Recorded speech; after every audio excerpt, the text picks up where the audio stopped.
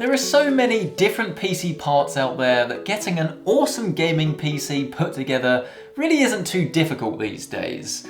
But as we enter 2020, how about going for something a little bit different? Because yes, in this video we're going to be taking a very normal looking gaming PC and literally turning it upside down. And I'm here to tell you whether all of this is actually a smooth and easy process and whether it's actually worth doing in the first place. Now this video actually all came about thanks to the lovely folks over at BeQuiet who sponsored this video and sent out various goodies to make all of this possible. I'm using a 12-core Intel processor, an RTX 2080 Super, and then 32GB of RAM inside this PC. And if you do want to see a full walkthrough of everything featured, then you can of course find this listed in the description below or in the eye in the top right hand corner of your screen. Now the gaming build that you're looking at here is in its final inverted form, and it's built inside the Silent Base 801.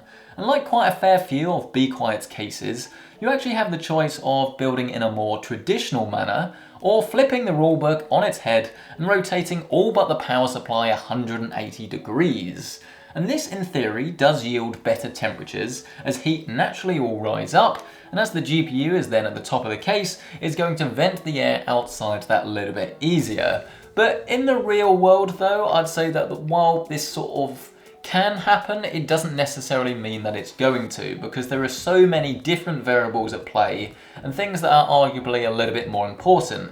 And for example, in my traditional build in this particular case, I actually managed to improve the temperatures massively just by moving the radiator from the top to the front. Whereas if I just turned it upside down and not changed this, then we probably wouldn't have seen such a big improvement. The main reason then for all of this inversion malarkey is just because it looks really cool. Something that just grabs your attention. And when paired with RGB galore and some high-end hardware, you're going to be producing a true eye grabber. I dare someone to walk in the room and not notice this thing. Don't forget, however, that this will actually change the side that's viewable. So if you have your PC on the right-hand side of the room, you might want to move it to the left, otherwise you're not going to actually be able to see what's inside.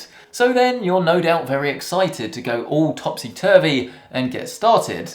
And you'll be very pleased to know that the process should actually only take you around about 30 minutes or so. I will say that it is a little bit easier if you're starting from scratch and you don't have your PC all built up already, but if you're like me and you have, then you're probably looking at around about an hour, maybe slightly more to turn it all around. As always, it took me slightly longer than this because I was filming it. And I also decided to try and cut a load of corners by not detaching it all in one from the motherboard, which was just stupid. Seriously, don't do this. I'm just stubborn and had a point to prove to myself, and it just made life way harder. So I highly recommend that you take this apart if you're looking at something similar, because all you're essentially doing is rotating the motherboard tray 180 degrees so that this actually then slots in place on the other side of the central case frame. And the really clever thing about this chassis is just how well thought out everything is. And when you think that everything's got to be in place for not only a more traditional build, but then when you're flipping everything around, it really is very clever engineering. There's a total of 9 screws to remove from the motherboard tray itself, and this then releases the hold on the tray, allowing you to quickly and easily pick it up, even with the motherboard attached, and then flip it round and attach it to the right hand side of the case. There's also a few other small tweaks to make, such as removing the power supply cover and then moving the hard drive cage to the other side, but otherwise it's a really quick and simple process. But the real advantage to this BeQuiet system has to be in its flexibility. Very few cases actually do this. Because sure, you can change a few things around, maybe you can buy some optional accessories that you can add in and maybe change a couple of things, but the fact that you can spend an hour of your time and get a completely different looking system is very impressive. And I think that if you're like me, you probably buy new components every year or so, you don't want to buy a new case. So the fact that you can actually upgrade this completely for free to something that looks different is definitely worth exploring. And if you are building a new PC, it's probably worth factoring in. Let me know your thoughts on inversion though in the comment section below. Is this something that interests you? Have you actually built one of these before? Or do you think that it's complete nonsense and that you have no interest and that just the traditional layout is best? I'll be really interested to hear your thoughts on this as always. If you have enjoyed this video, please hit the like button. It helps out so much you really wouldn't believe.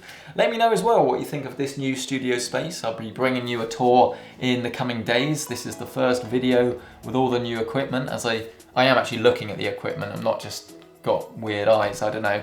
Anyway, thank you so much for watching this. I really appreciate it. Check out the actual full build video as well in the top right hand corner where you can see performance, all of that good stuff, and I'll see you in the next one.